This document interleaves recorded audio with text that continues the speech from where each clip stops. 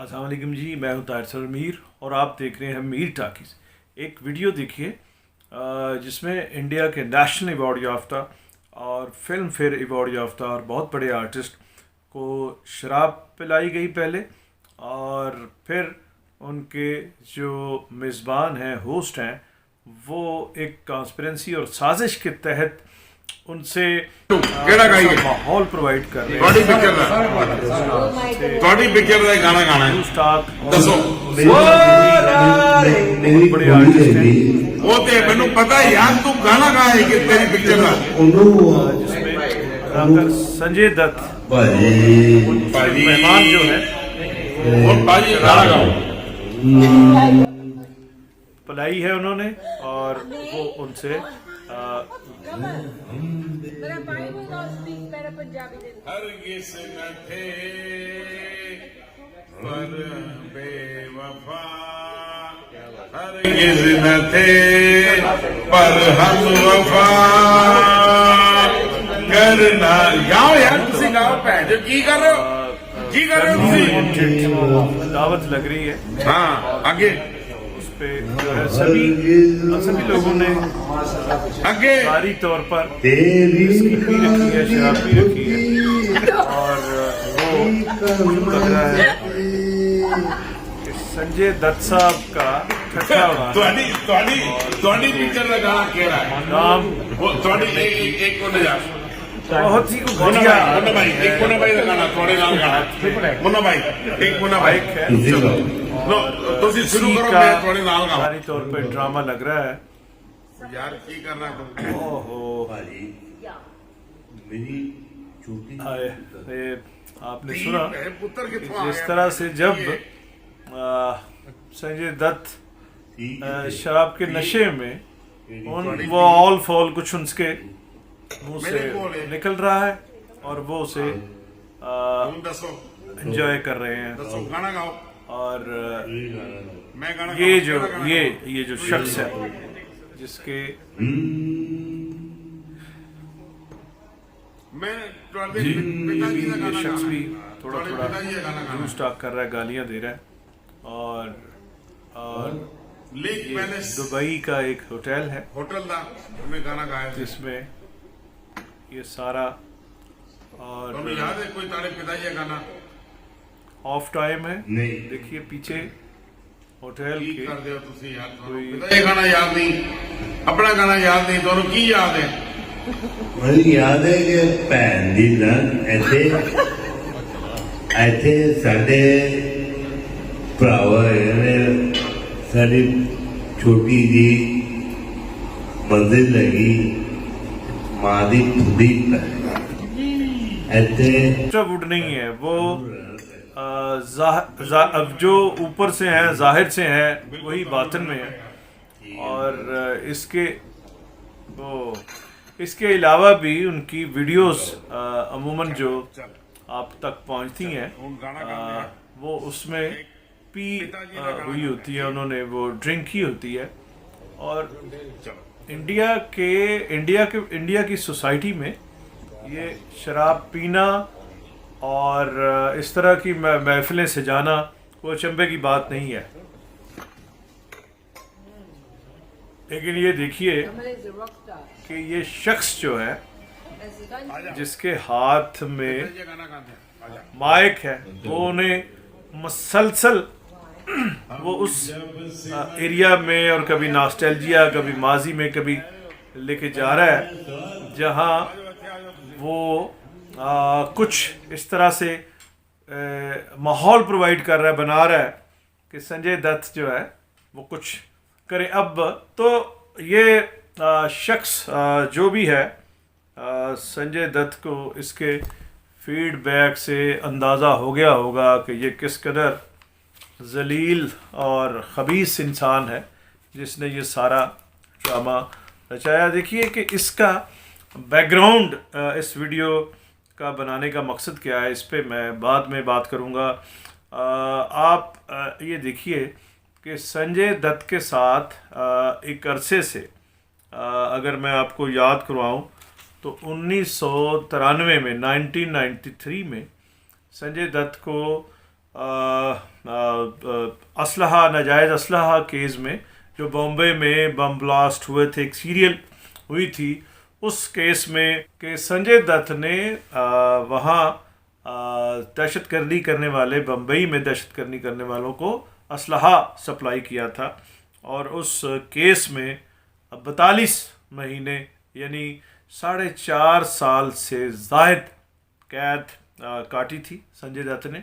उससे पहले उनका करियर पर अगर हम उनके करियर पर नज़र दौड़ाएं तो Sanjay Dutt Indian film industry के एक्टर हैं।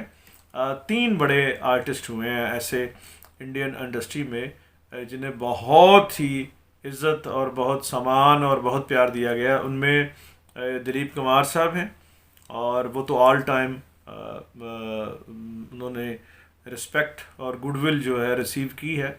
उसके बाद एक लंबा वक्फा है, फिर अमिताभ बच्चन, बिग बी को इंडियन इंडस्ट्री, और उन्हें तो बाद में आर्टिस्ट ऑफ मिलेनियम का अवार्ड भी मिला और अमिताभ बच्चन को बहुत सराहा गया।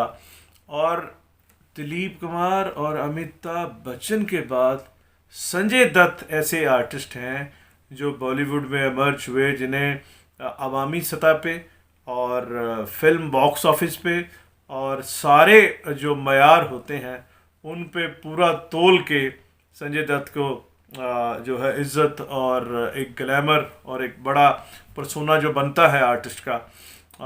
लेकिन संजय दत्त की कुछ अपनी गलतियां, कुछ इंडियन सोसाइटी में जो एक मुसलमान के लिए एक फ़ज़ा वहाँ है सेकुलर। देखिए सेकुलरिज़म तो शबाना आज़मी ने भी कहा था कि उन्हें बम्बई में प्रॉपर्टी ख़रीदने के लिए कितने पापड़ बेलने पड़े। ये एक फैक्ट है जिसे डिनाई नहीं किया जा सकता और संजय दत्त भी इसका शिकार हुए हैं। और जब ये 1993 में ये वो असलहा केस में, नाजायज़ असलहा केस में अंदर गए हुए हैं, जेल हुई है।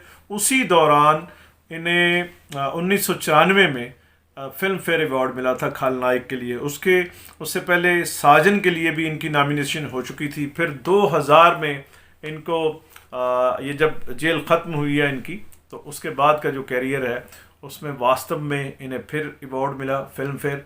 और मिशन कश्मीर जो विदु विनोद चोपड़ा की बहुत ही एक वो टेक्निकली और उसके कश्मीर के हवाले से, उसके कंटेंट से, उसकी कहानी से डिसएग्री किया जा सकता है, लेकिन वो टेक्निकली बड़ी साउंड फिल्म थी और उसमें भी मिशन कश्मीर में भी नॉमिनेशन हुई थी। फिर कांटे में बेस्ट सपोर्टिंग एक्टर का अवार्ड था संजय दत्त का। फिर मुन्ना भाई MBBS फिर विदु विनोद चोपड़ा की बनती है, पूरी एक सीरीज़ बनती है, उसमें भी संजय दत्त को अवार्ड मिल चुका है।